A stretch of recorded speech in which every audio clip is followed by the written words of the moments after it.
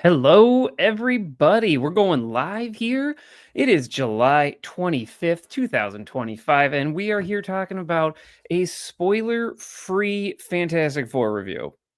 We are here. I'm on my lunch break. I'm going to be here really quick for like 20 minutes. And then I got to go back to work. That's what we're doing. So, eating lunch, getting it done, and just talking Fantastic Four for a little bit talking Into the Void, just a little bit.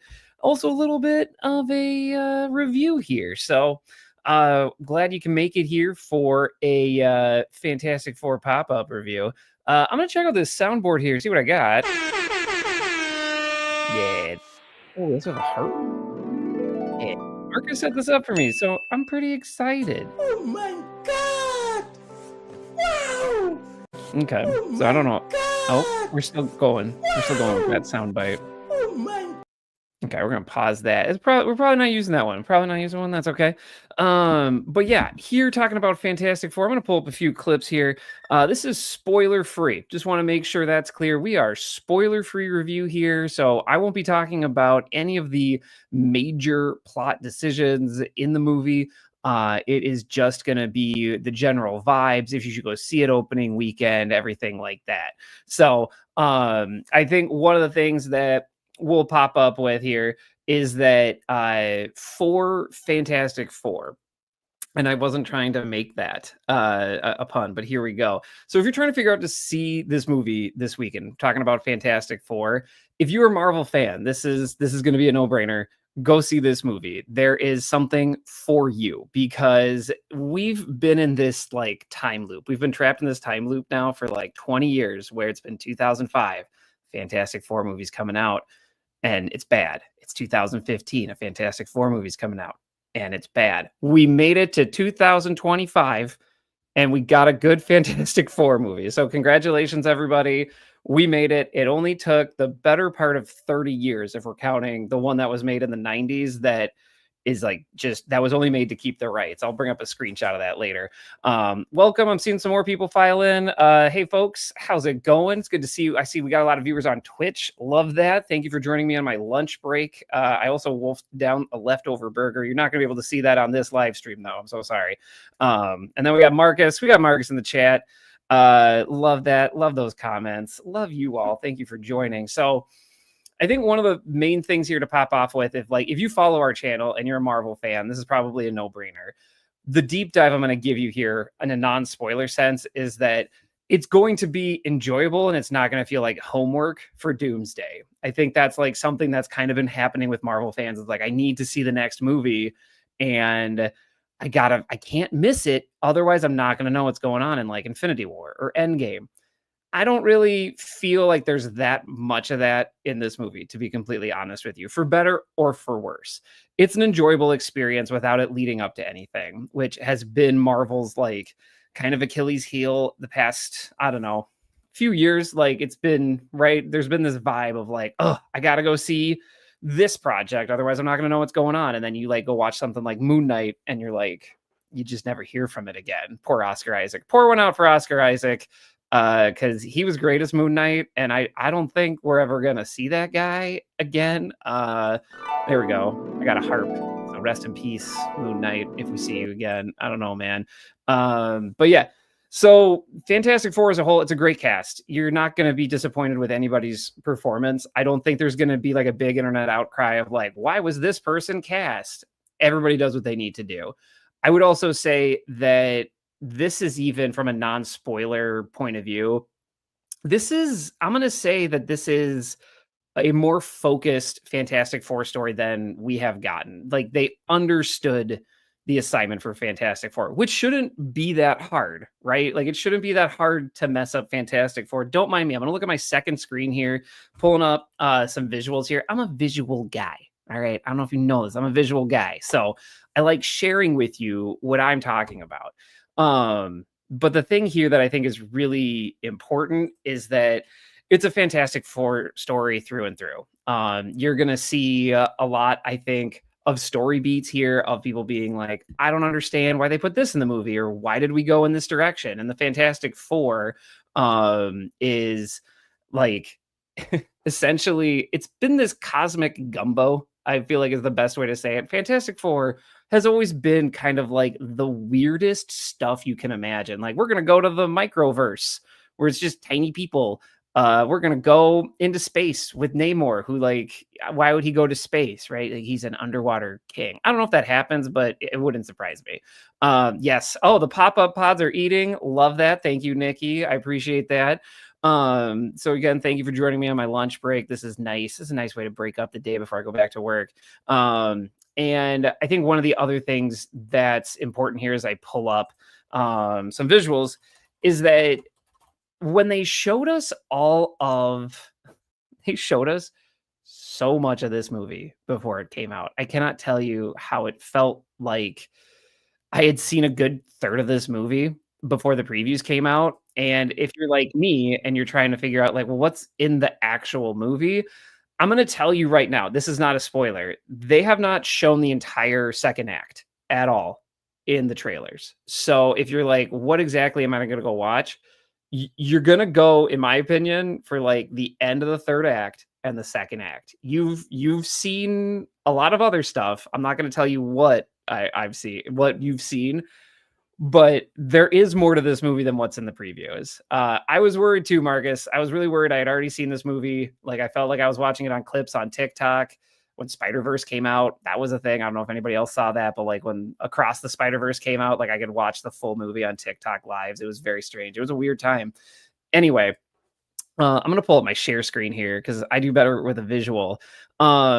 I think the 60s aesthetic, it really works for this movie. That's not a spoiler. I think it's actually a really cool idea. And I'm really glad that they like honed in on it.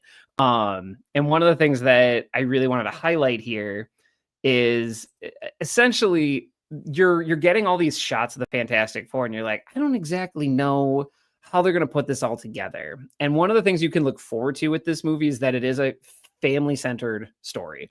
If you're like, I don't really like team up movies, or like I want a singular character piece, this movie's not going to be for you. I don't feel like that's a big surprise because like if you're into Fantastic Four, you know it's always about the four of them. And some of the directors didn't know that in previous iterations, but this is really well done. Everyone understands their character and their motivations, and the acting itself is good. I'm going to talk more in our spoiler cast on Monday about exactly what's happening with this movie acting wise, because there's some performances where I wonder exactly who gave them the direction that they did. I don't know if that was the director, Matt Shackman, or if it was from Disney. What I am gonna say though is that if you are a fan of Vanessa Kirby, you will be happy. I'm happy to say that you will be very happy with Vanessa Kirby's performance. You're going to be very happy with what she does, with what she has essentially. And I wasn't expecting that. I wasn't expecting that at all. I really thought, if I'm going to be honest here, not Vanessa Kirby, and I'm trying to find a picture of her here. There's like a scene here in the trailer. I don't know if this is it, but like basically it feels like she's just serving face the whole time. Like, here we go. This is what I'm talking about. So I was a little nervous that this was going to be her entire performance. I was very nervous that Vanessa Kirby was just going to be like, all right, we need you to like look good in the face and like pretend you're holding something heavy. I thought that was going to be most of her performance as Invisible Woman. It's kind of what happened with Jessica Alba a little bit.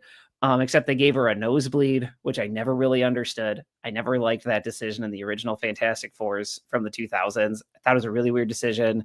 Jessica Alba, I hope you're having a good day wherever you are. I hope you're having a good day. Maybe you're going to pop in on the pod. That'd be great. But she eats, she leads. Yes, Marcus. I can't wait to talk about Vanessa Kirby's performance and a spoiler aspect more. Again, I can't emphasize enough that I feel like Sue Storm, if you had to pick a main character, this is Sue Storm's movie. And that is incredible to me because Sue Storm has been sidelined a lot in even Marvel stories.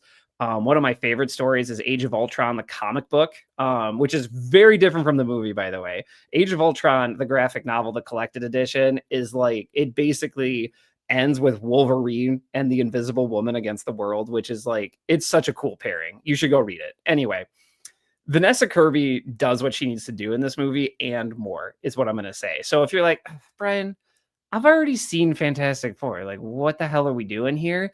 I'm going to tell you to go for Vanessa Kirby because Vanessa Kirby wants to be here and she's doing a good job with what she has. If you're a Pedro Pascal fan, it's like that, but it's like take it like a 2 degrees down. Take it 2 degrees down. I really like his portrayal of Mr. Fantastic. I think it's one of the better portrayals of Mr. Fantastic that we have gotten. I also feel like it fits the MCU. Go see for yourself though. See if I'm right on that. And Marcus says maybe 4 degrees. Yeah, maybe. It's really enjoyable though, and I really enjoy how they did her powers because you can see here. Oh, you can't see my mouse. Whatever. If you look to the left of this trailer, it's kind of like giving you that rainbow kaleidoscope prism effect. That's really cool. The effects in this movie, you don't have to worry about it. It looks good. There's only one scene in this movie where I was like, that kind of feels off. The CG feels a little off. Again, I'm not going to tell you what scene that is. I'm going to talk about it more at our spoiler cast on Monday, 8 p.m. live central here on Twitch and YouTube, that you can see me and my 2 other co-hosts here for Films in Black and White podcast. And I'm seeing, but +4 for Johnny. Yeah, Johnny Storm is in this. And he has a character arc that I don't know how I feel about yet. I'm going to be totally honest with y'all. I don't know how I feel about it yet, and that's okay. I don't need to. But Johnny Storm has a different arc in here than I imagined, I think is the best way to put it. And we'll see if it works. We're going to see how it lands with everybody. I don't know how it's going to land, but I definitely think it's something to watch for. If you're curious about this movie, definitely go watch for it. And I think that, man, this movie does a lot of things well, but I can't help but feel like this feels like an origin movie in like phase, like the phase 3 of Marvel. And I don't know if this example is going to land for everybody, but basically this feels like the Captain Marvel release in between Infinity War and Endgame, of people being like, why are we doing this? Like, why are we introducing a brand new character before we finish up our giant saga? And Fantastic Four is like fitting into that place for me, at least. We'll see what other people think about it, but it's very clear they want you to be familiar with these characters before we like hit the afterburners for Doomsday and Secret Wars. If you're familiar with the latest run of Secret Wars, Fantastic Four play a central role to that. And I think this movie, to me, what this movie is doing is trying to get you a good Fantastic Four story. Let's just start there. In a non-spoiler sense, this is a good Fantastic Four story. We've waited 20 years for it and we got it. I'm very excited for it. Again, if you're just joining us, I'm not doing any spoilers, just talking about if you want to go see this movie this weekend. I saw it last night in a preview. It was great. And I think one of the other things we're doing here is that this movie also jumps in. Like, you're not getting like the 2005 Fantastic Four where it's like, what's happening to my hand? And Jessica Alba is like invisible, but she still has clothes on. Also, there's no like in your underwear gags in this movie, which they made poor Jessica Alba do in 2005. Vanessa Kirby is not doing that at all. Good for her. Very happy for her. Very good portrayal of Sue Storm in this movie. And if you've been here with the live stream the whole time, you're going to see a theme here that Vanessa Kirby did a good job as Sue Storm. They do a really fun recap at the beginning.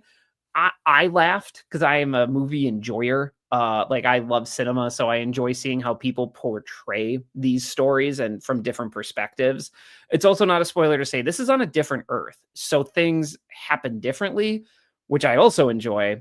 It remixes a lot of traditional Fantastic Four elements. So if you're like a Fantastic Four traditionalist, I'm curious how you're going to feel about this movie.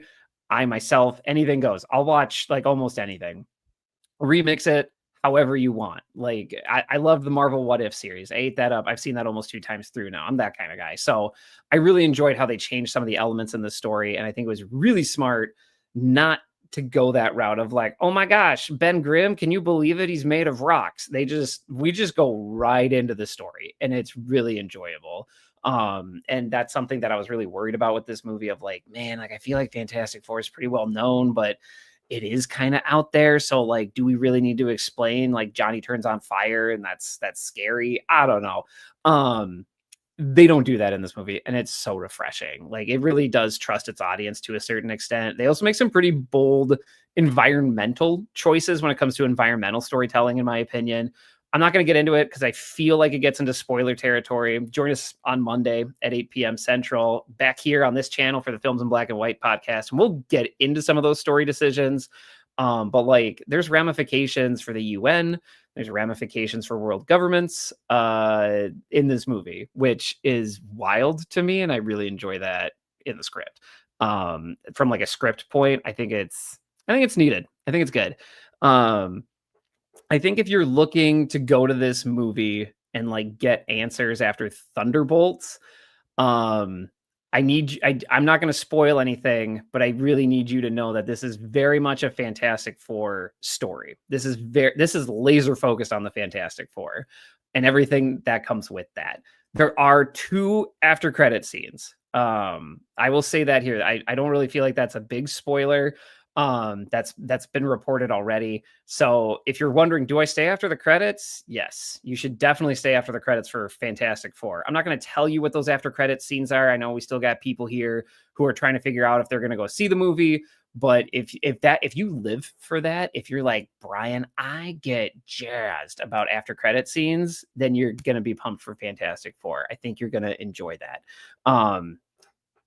Again, I think that as a whole, this movie stands on its own. And the joke has been made, right? A ton of times that the best Fantastic Four movie was like The Incredibles, and Disney made that. And it was this running joke in the comic book community that the best Fantastic Four story was somehow made by Disney and Pixar, which is nuts. Like, how do you screw up the Fantastic Four? It's a family and they have powers. Move on. And instead we've got like a weird kind of CW drama in the 2005 Fantastic Four. And then we all know about the Josh Trank Fantastic Four in 2015. I don't really feel like that's a big stretch. I feel like a lot of people that follow movies know what happened there, and they tried to make it like a body horror movie. But then like Fox was like, no, not like that. And then they scrapped all of that. Again, me as like a multiverse enjoyer, show me the body horror of Fantastic Four. That movie would have ripped. I would have loved that. But Fox didn't want that. They just wanted to keep the rights. So they put out that movie. Easy to say that this Fantastic Four movie has the best iteration of Susan Storm, and it's not even close. Again, my love to Jessica Alba, but she was hamstrung by the terrible people that gave the direction for a lot of her performance. That was sexist and misogynistic in the 2005 era Fantastic Four. So like Vanessa Kirby just has so much runway to do a better Sue Storm, which is really enjoyable.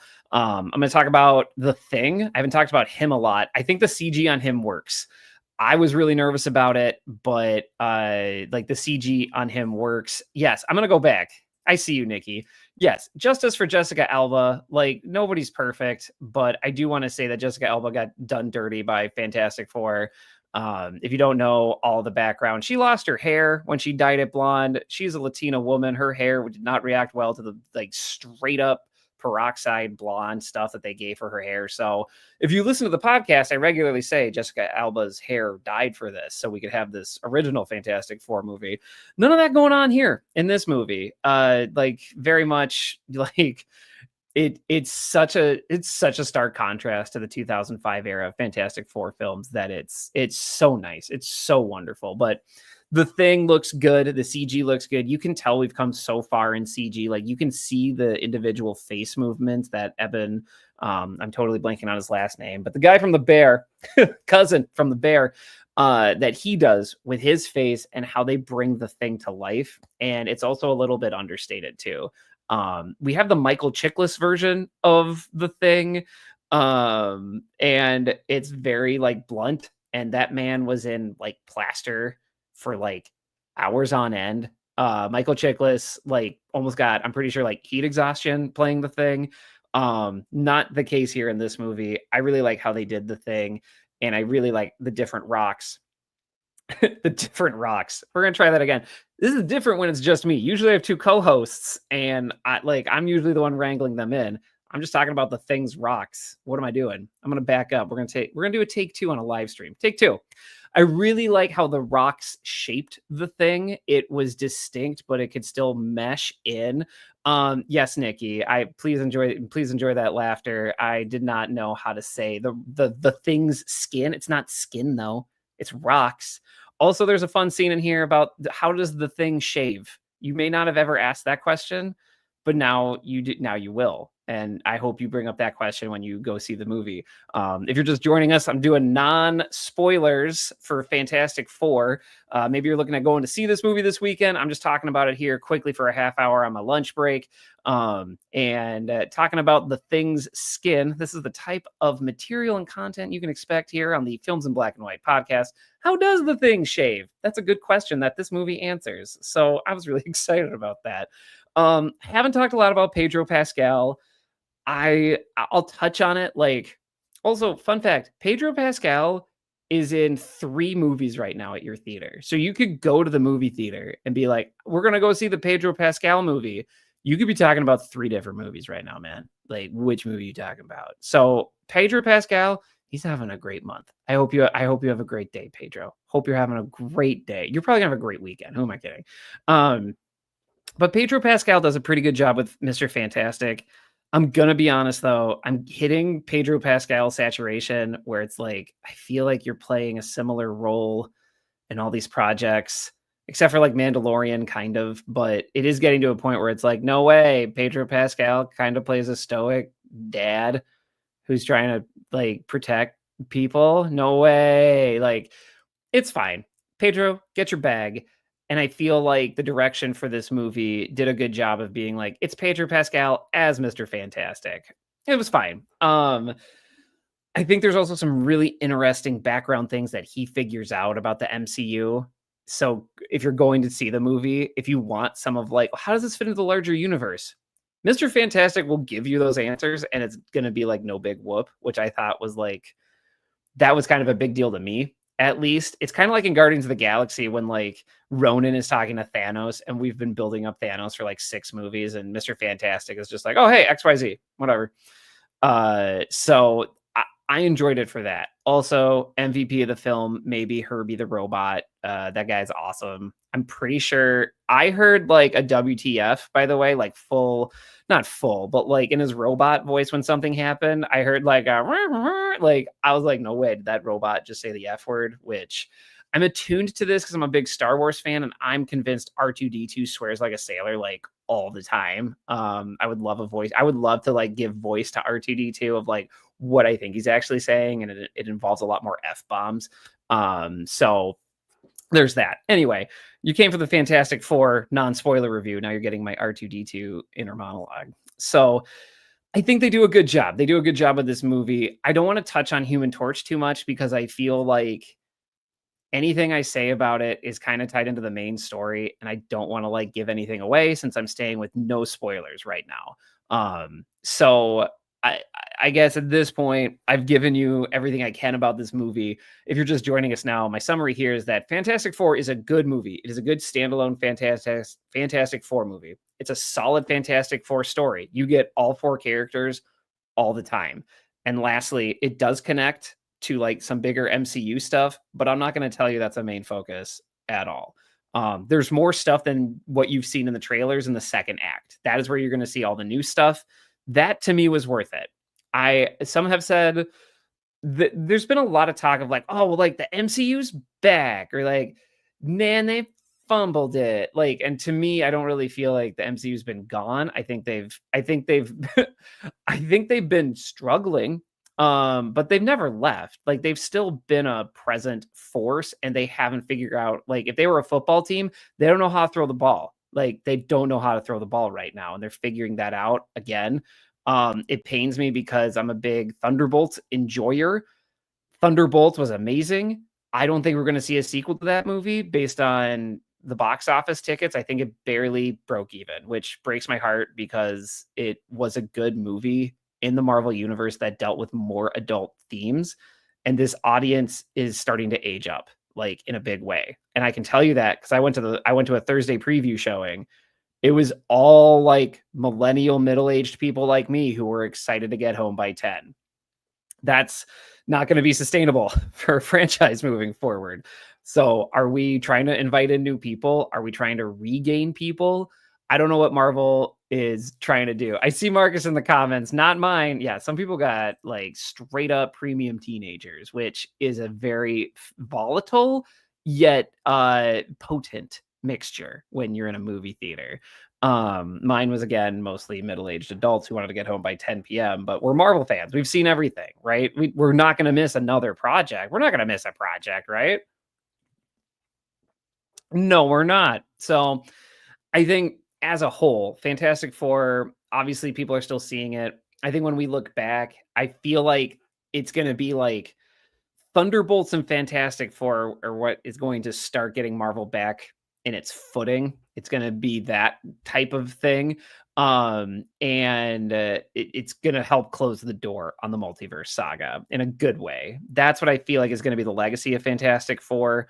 I'm seeing Marvel Rivals enjoyers. Yes, I am a Marvel Rivals enjoyer. There is there is clips of floating around of the Fantastic Forecast watching the actor who plays Human Torch play Human Torch in Marvel Rivals, which if I found out I was playing with the cast of Fantastic Four, I would scream. I would just scream in joy. So I'm coming to the end of my lunch break. I've been talking here about 26 minutes straight now about Fantastic Four in a non-spoiler way. Also, there is a baby in this film, and yes, the baby is babying. I don't. If you're like, what is this movie doing with the baby? I can't tell you. I cannot tell you that in a non-spoiler way, which might be a spoiler. I don't know. You've already seen a lot of the plot points with the baby. I'm not going to talk about the baby. I've said baby a lot. I'm not highlighting that comment. Other than I'm going to say the Marvel. Okay, I'm going to highlight it. Yeah, the Marvel Rivals developers know their audience, and they've made every single one of those characters attractive, like to everyone. I don't know how you make Venom attractive to literally everybody, but they did it. They should win an award. I don't know which award, but they should win an award for making every single character in that game attractive. Nobody's having a bad day in the mirror in that game. I can't think of a single character where I'm like, meh, that's not for me. Everybody looks glammed up. Everybody did their makeup. Everybody put on for Marvel Rivals. I don't know how they did it. So anyway, some type of award, Marcus. So that is my non-spoiler Fantastic Four review. Thanks for joining us for this pop-up pod on my lunch break. I gotta go back to my day job. I got some spreadsheets waiting for me, annual report stuff, but that is the quick breakdown here of the non-spoiler review of Fantastic Four. If you're a Marvel fan, go see it. You'll enjoy it. If you've never seen Fantastic Four, you'll be got up to speed right away. You'll enjoy it. So I hope this was enjoyable for everybody. I just kind of got to talk here, like just full on, full speed ahead, all the stuff about Fantastic Four. Go see it. If you don't go see it for me, go see it for Vanessa Kirby. She's enjoyable in this. Invisible Woman gets her time in the sun, which I think is really cool. And I'll talk more about it Monday, 8 o'clock Central Time here on our Twitch channel, our YouTube channel, podcast, Films in Black and White. Thank you all for joining. I hope you have a good Friday and a good rest of the weekend.